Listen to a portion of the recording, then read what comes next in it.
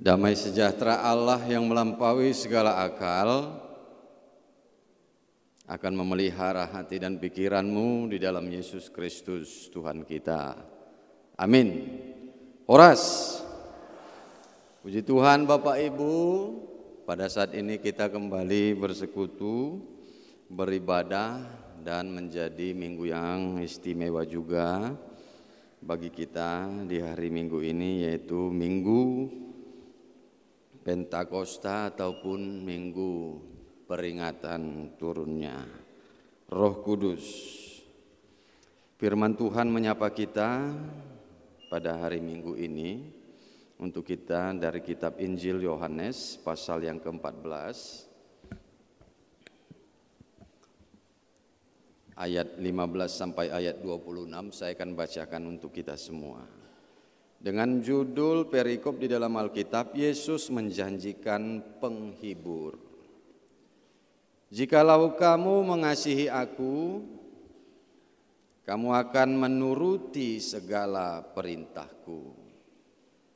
Aku akan minta kepada Bapa, dan Ia akan memberikan kepadamu seorang penolong yang lain, supaya Ia menyertai kamu selama-lamanya, yaitu Roh kebenaran.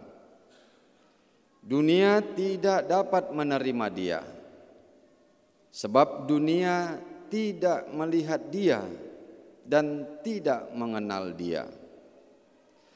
Tetapi kamu mengenal Dia, sebab Ia menyertai kamu dan akan diam di dalam kamu.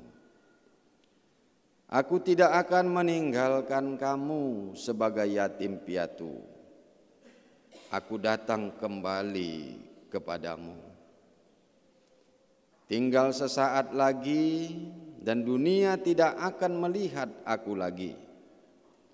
Tetapi kamu melihat aku, sebab aku hidup dan kamu pun akan hidup. Pada waktu itulah kamu akan tahu bahwa aku di dalam Bapa-Ku dan kamu di dalam aku, dan aku di dalam kamu. Barang siapa memegang perintahku dan melakukannya, dialah yang mengasihi aku. Dan barang siapa mengasihi aku, ia akan dikasihi oleh Bapa-Ku, dan aku pun akan mengasihi dia dan akan menyatakan diriku kepadanya.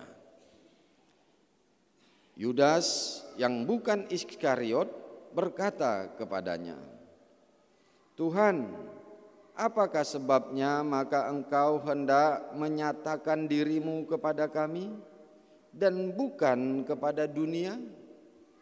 Jawab Yesus, jika seorang mengasihi aku, ia akan menuruti firman-Ku, dan Bapa-Ku akan mengasihi dia. Dan kami akan datang kepadanya dan diam bersama-sama dengan dia. Barang siapa tidak mengasihi aku, ia tidak menuruti firman-Ku. Dan firman yang kamu dengar itu bukanlah daripadaku, melainkan dari Bapa yang mengutus aku. Semuanya itu kukatakan kepadamu selagi aku berada bersama-sama dengan kamu. Tetapi penghibur, yaitu Roh Kudus, yang akan diutus oleh Bapa dalam namaku, dialah yang akan mengajarkan segala sesuatu kepadamu dan akan mengingatkan kamu akan semua yang telah kukatakan kepadamu. Demikianlah firman Tuhan. Bapak Ibu jemaat yang dikasihi oleh Tuhan kita Yesus Kristus, kita memperingati hari turunnya Roh Kudus pada saat ini. orang Kristen, demikian juga kita HKBP, karena kita mengenang suatu peristiwa yang luar biasa.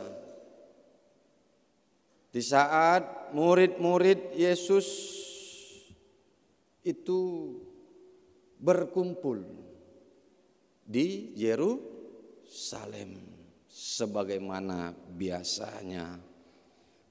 Tetapi juga memang mereka melakukan itu karena mengingat janji yang dikatakan Tuhan Yesus bahwa Tuhan akan memberikan penolong, penghibur bagi mereka. Itu sebabnya murid-murid terus kembali ke Yerusalem berkumpul.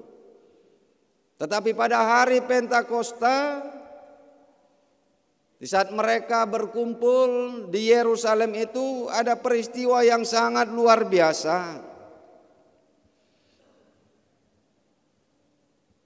Murid-murid itu dipenuhi oleh Roh Kudus. Apa yang dilakukan Roh Kudus? Apa yang dilakukan Roh Kudus kepada murid-murid Yesus itu? Dikatakan di dalam Kisah Para Rasul 2 itu bahwa murid-murid Yesus dipenuhi oleh Roh Kudus. Kemudian kita memperhatikan apa yang dilakukan Roh Kudus itu kepada murid-muridnya. Apa yang dilakukan Roh Kudus itu dalam peristiwa itu. Yang terjadi adalah banyak orang-orang dari berbagai bangsa berkumpul memang pada saat itu di Yerusalem. Tetapi yang anehnya, yang herannya, mereka itu mengerti apa yang dikatakan oleh para murid-murid Yesus itu. Padahal mereka berasal dari bangsa-bangsa yang lain. Saya bacakan ya, Kisah Rasul tadi ya, pasal yang kedua ya. Ayat 11 lah khususnya ya. Ayat 11 khususnya. Kisah 2 ayat 11. Baik orang Yahudi maupun penganut agama Yahudi, orang Kreta dan orang Arab ya. Di atas ayat ini sudah dijelaskan banyak orang-orang yang lain. Kita mendengar mereka berkata-kata dalam bahasa kita sendiri. Kita mendengar mereka berkata-kata dalam bahasa kita sendiri tentang ya, yang mereka katakan pun bukan asal-asalan, tentang perbuatan-perbuatan besar yang dilakukan oleh Allah. Inilah yang dilakukan oleh Roh Kudus. Menjadikan orang-orang mengerti. Menjadikan orang-orang mengetahui tentang pekerjaan, perbuatan-perbuatan besar yang dilakukan oleh Allah. Jadi orang semua di sana menjadi tahu, orang semua di sana menjadi mengerti apa yang dikatakan oleh murid-muridnya, walaupun dari bangsa-bangsa yang lain. Dan yang mereka dengar, mereka ketahui itu adalah yang para murid katakan tentang perbuatan-perbuatan besar Allah. Artinya Roh Kudus itu bekerja untuk memberitakan perbuatan besar Tuhan Allah, agar orang mengerti perbuatan besar yang dilakukan oleh Allah. Jadi dalam peristiwa Kisah Para Rasul itu, dari sana kita mengenang, memperingati turunnya Roh Kudus, Bapak Ibu ya, yang dikerjakan Roh Kudus itu membuat orang menjadi mengerti apa yang dikatakan murid itu, yaitu tentang perbuatan besar Allah.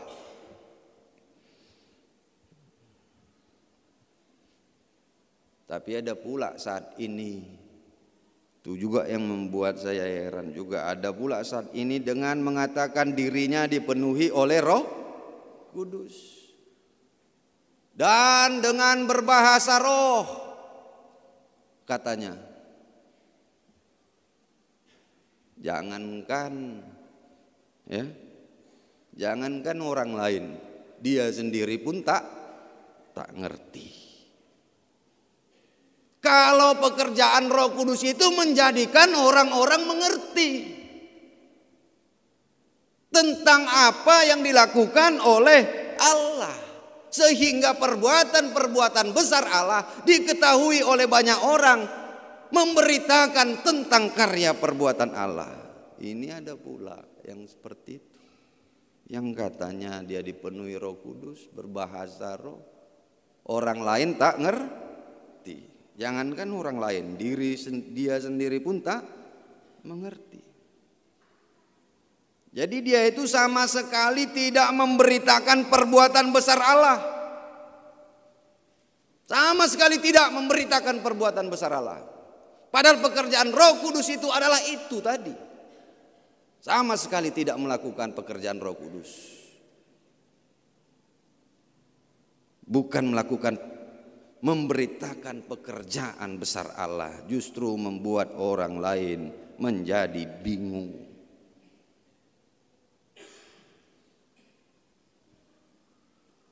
Jadi kalau begitu berarti itu bukan pekerjaan Roh Kudus. Tapi yang menjadi sedihnya kita, yang menjadi celakanya, ada aja orang yang ikut-ikutan melakukan cara-cara yang seperti itu.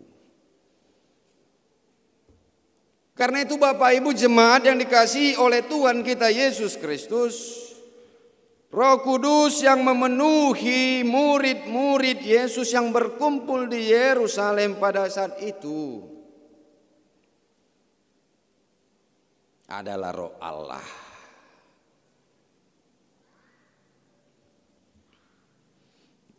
Kembali saya memberitahukan, menjelaskan, Roh Allah sama Roh Kudus itunya itu. Roh Allah itu kudus, dinamakanlah Roh Kudus. Kalau dalam kitab kita ini kita baca itu aja penolong katanya.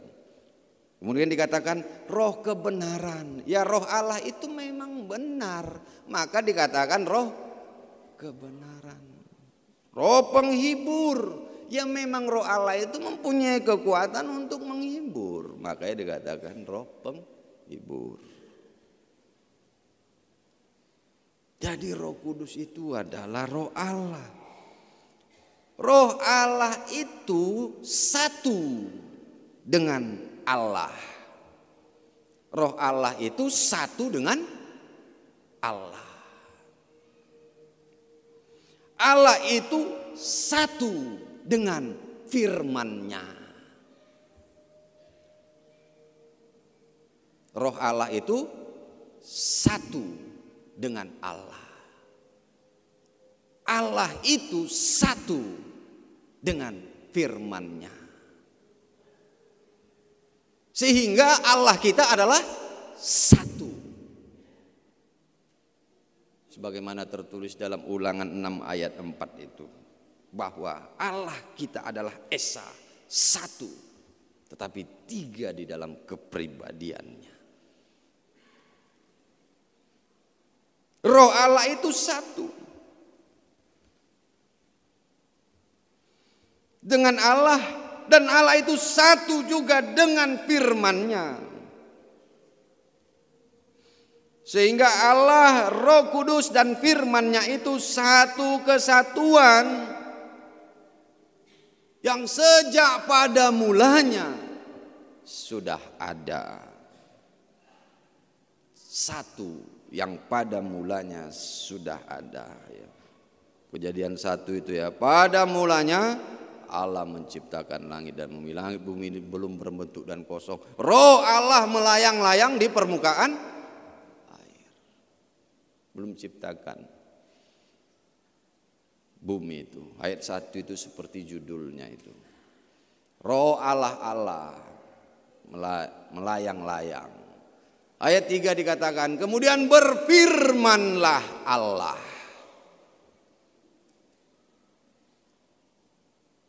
Sebelum dunia dijadikan ini, Roh Allah bersama-sama satu dengan Allah dan satu dengan firman-Nya. Demikian juga dikatakan, ya, saya kembali menekankan Bapak Ibu, ya. Kitab Yohanes ini juga, Yohanes 1, ya, ayat yang kita kenal itu bersama-sama, ya. Saya bacakan Yohanes 1. Pada mulanya adalah firman. Firman itu bersama-sama dengan Allah dan firman itu adalah Allah. Kemudian dikatakan ayat yang ke-14, firman itu telah menjadi manusia dan diam di antara kita, dan kita telah melihat kemuliaannya, yaitu kemuliaan yang diberikan kepadanya sebagai anak tunggal Bapa, penuh kasih karunia dan kebenaran. Satu. Roh Allah itu satu dengan Allah. Firman Allah yaitu Allah itu sendiri. Dan firman-Nya itu sudah menjadi manusia. Ya, itulah Yesus Kristus. Bagaimana bingung? Memang sulit dimengerti. Tapi kita akan menjadi paham, mengerti setelah kita mengimaninya. Memang Allah kita itu satu. Jangan hanya mengandalkan logika, nggak bisa kita mengerti secara logika. Ya memang nggak bisa mengerti secara logika. Kalau hanya logika saja, sebagaimana kira-kira minggu lalu atau beberapa minggu yang lalu saya sampaikan. Tetapi jika kita mengimaninya terlebih dahulu, maka iman kita itu akan menjadikan kita mampu untuk mengerti segala sesuatunya dengan logika kita itu. Jadi kalau hanya logika saja enggak bisa kita katakan enggak masuk akal. Tapi kalau dengan iman, maka kita akan mengerti segala sesuatunya itu, ya. Namanya beragama. Saya katakan juga seperti itu, segala sesuatunya dalam agama ini banyak yang tidak masuk akal, di luar logika. Dunia ini terjadi nggak akan mampu dijawab oleh logika. Memang banyak hal yang tidak mampu dijawab oleh logika. Demikian juga pemahaman kita akan Tuhan itu tadi. Kita istilahkanlah itu sebagai Trinitatis. HKBP di dalam konfesinya mengatakan ketritunggalan Allah itu, Trinitatis itu Allah Bapa, Allah Anak, dan Allah Roh Kudus, di mana semuanya itu adalah satu, tetapi mempunyai peran yang masing-masing. Ini juga yang dapat terlihat dalam nas kita ini Bapak Ibu, khususnya di ayat yang ke-16, ya. Khususnya di ayat yang ke-16 itu. Aku akan minta kepada Bapa, aku di sini Yesus. Aku akan minta kepada Bapa dan Ia akan memberikan kepadamu seorang penolong yang lain, supaya Ia menyertai kamu selama-lamanya, yaitu Roh kebenaran. Ayat 17 itu. Ini juga yang terlihat Trinitatis itu. Ketritunggalan Allah itu juga di dalam firman Tuhan kita di sini. Dikatakan, aku akan minta kepada Bapa. Kemudian dikatakan selanjutnya, dan Ia akan memberikan kepadamu. Selanjutnya kalimat yang selanjutnya itu dikatakan dan Ia akan memberikan kepadamu. Bukan, ya kalau logikanya kita manusia ya, kita meminta maka kalimat selanjutnya agar, ya, agar ia memberikan. Ya.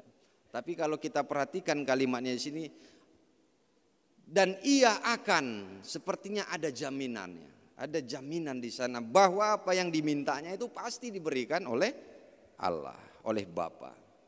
Aku akan minta kepada Bapa dan ia akan memberikan kepadamu. Ini semakin menekankan bahwa Allah itu adalah satu. Yesus Kristus dan Allah Bapa itu.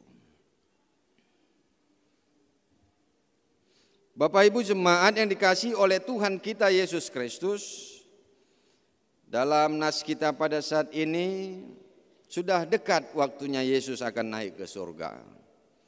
Dia berjanji akan meminta kepada Bapa penolong, ayat 16 tadi. Penghibur dikatakan ayat 26, yaitu Roh Kudus.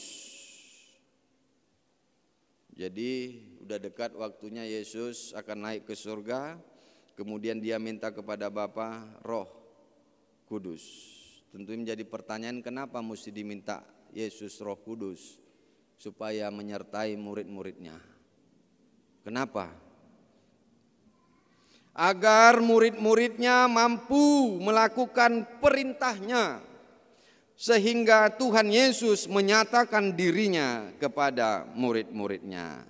Demikian yang dikatakan di ayat 21 itu, Bapak Ibu. Barang siapa memegang perintahku dan melakukannya, dialah yang mengasihi aku. Dan barang siapa mengasihi aku, ia akan dikasihi oleh Bapakku. Dan aku akan mengasihi dia dan akan menyatakan diriku kepadanya. Jadi kenapa Yesus minta Roh Kudus? Supaya murid-muridnya itu melakukan perintah Yesus. Dan dari sana Yesus Tuhan akan menyatakan dirinya kepada murid-muridnya. Yesus minta Roh Kudus supaya murid-muridnya mampu melakukan perintahnya. Dari sana Yesus akan menyatakan dirinya. Artinya tanpa Roh Kudus murid-muridnya tidak akan mampu melakukan perintah Yesus itu. Itu sebabnya Yesus meminta Roh Kudus untuk menyertai murid-muridnya. Artinya tanpa Roh Kudus muridnya tak akan mampu melakukan perintahnya.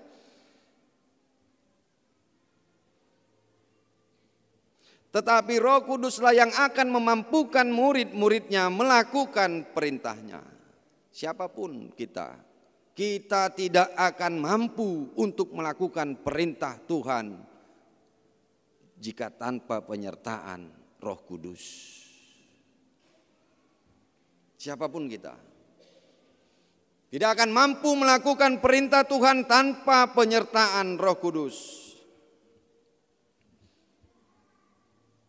Roh Kuduslah dikatakan di ayat yang ke-26 itu yang akan mengajarkan dan mengingatkan segala sesuatu yang dikatakan Yesus kepada murid-muridnya. Saya bacakan ayat ke-26. Tetapi penghibur yaitu Roh Kudus yang akan diutus oleh Bapa dalam namaku, dialah yang akan mengajarkan segala sesuatu kepadamu dan akan mengingatkan kamu akan semua yang telah kukatakan kepadamu. Jadi Roh Kudus itulah yang membuat, apa perintahnya? Dikatakan di sini supaya mereka murid-muridnya melakukan perintahnya, perintah Tuhan. Apa perintahnya? Ya harus ingatlah dulu pula perintahnya apa. Itu sebabnya dikatakan Roh Kuduslah yang mengajarkan murid-muridnya segala sesuatu dan mengingatkan mereka akan yang telah Tuhan Yesus katakan kepada mereka. Jadi untuk melakukan perintahnya harus tahu perintahnya dulu. Yang tentu harus diingat lagi. Mengajarkan murid-muridnya. Supaya ingat juga kembali akan apa yang telah dikatakan Yesus kepada murid-muridnya. Kayak mana mau melakukan perintahnya. Perintahnya aja dia tak tahu. Kan gitu. Perintahnya aja tidak ingat. Tetapi bukan hanya sampai mengetahui, bukan hanya sampai mengingat perintah yang diinginkan oleh Yesus, tetapi sampai kepada melakukan perintahnya. Bukan hanya tahu aja, tapi sampai kepada melakukan perintahnya. Itu sebabnya termasuk Alkitab kita ini adalah buah karya Roh Kudus, sehingga orang-orang kudus itu mengingat kembali apa yang dikatakan oleh Tuhan Yesus. Demikian juga para rasul mengumpulkannya menjadi kitab suci kita pada saat ini. Jadi demikian juga kita akan mengetahui dan akan mengingat akan perintah Tuhan jika Roh Kudus menyertai kita. Gak akan mampu kita Bapak Ibu. Tanpa Roh Kudus kita mengetahui perintah Tuhan itu. Maka kita harus selalu dituntun Roh Kudus supaya ingat kita, diingatkan, oh iya ya, perintah Tuhan ini kayak gini ya. Oh iya ya, Tuhan itu mengajarkan supaya seperti ini ya. Roh Kuduslah yang mengajarkan segala sesuatu dan mengingatkan itu kepada kita.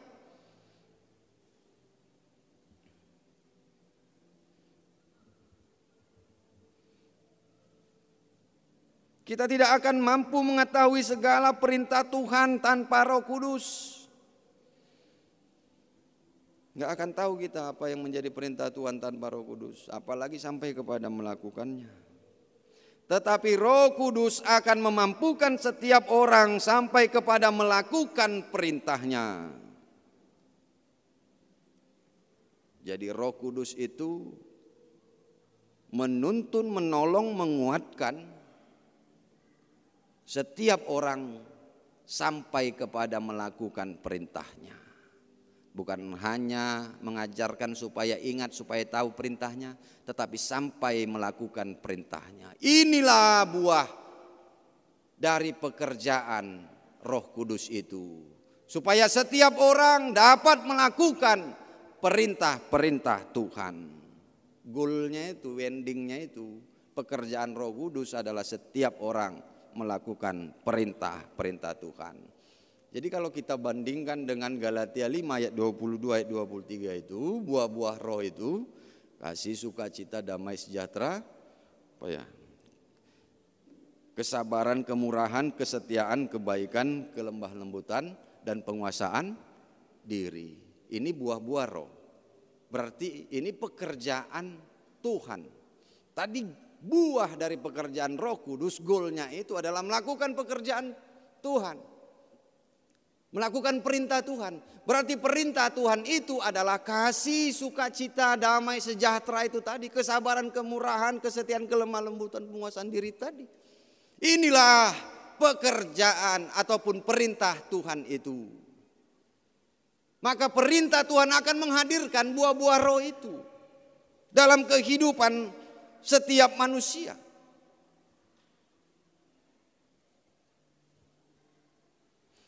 Itulah Roh Kudus itu. Itulah buahnya di dalam kehidupan kita. Kasih, sukacita, damai, sejahtera.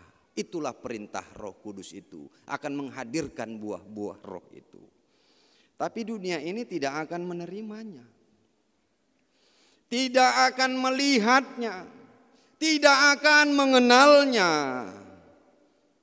Sebagaimana dikatakan ayat 17 tadi, yaitu roh kebenaran, dunia tidak dapat menerima dia, sebab dunia tidak melihat dia dan tidak mengenal dia.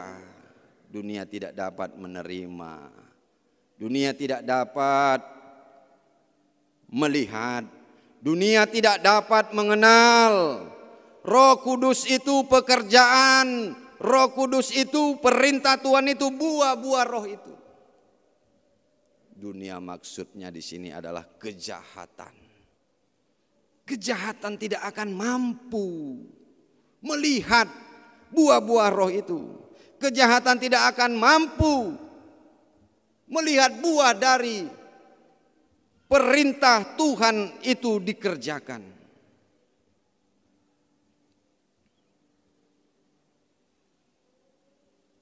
Kejahatan tidak akan menerima, tidak melihat, dan tidak mengenal Roh Kudus. Buah-buah Roh Kudus itu. Jadi kalau mau mengeceknya dalam diri kita masing-masing Bapak Ibu, bagaimana? Apakah kita menerima buah-buah roh itu? Apakah kita mampu kita melihat buah-buah roh itu? Apakah kita mengenal buah-buah roh itu? Kalau kita mampu melihatnya, kalau kita mampu menerimanya, kalau kita mampu mengenalnya, maka kita disertai Roh Kudus. Buado, tajalo do, lasni rohai. Tajalo do damai, tatadda do damai, tatadda do lasni rohai, boi do taida lasni rohai, boi do taida damai. Kalau kita mampu melihat itu, kalau kita mampu menerima itu, dan mampu mengenal itu, itulah tandanya kita dipenuhi oleh Roh Kudus. Tetapi jika dia di dalam kejahatan, dia tidak akan mampu melihat itu. Dia tidak akan mampu menerima itu. Dia tidak akan mampu mengenal itu. Itulah Roh Kudus itu. Itulah buahnya yang harus kita tunjukkan di dalam kehidupan kita. Karena itu dunia ini tidak akan menerima, tidak akan melihat dan mengenal Roh Kudus. Tetapi itu tidak akan menghentikan setiap orang percaya untuk terus melakukan perintahnya, memberikan buah-buah Roh Kudus dalam kehidupannya. Karena apa? Karena Roh Kudus akan menolong, Roh Kudus akan menguatkan, melakukan hal-hal yang luar biasa dalam kehidupan manusia, yang akan memampukan setiap manusia itu bekerja sampai kepada melakukan perintahnya. Kekuatan Roh Kudus sangat luar biasa menginang. Inilah yang menjadikan kita tetap optimis dalam kehidupan kita. Makanya warna merah kan angkatan kita. Roh Kudus menyala dalam kehidupan kita. Amin.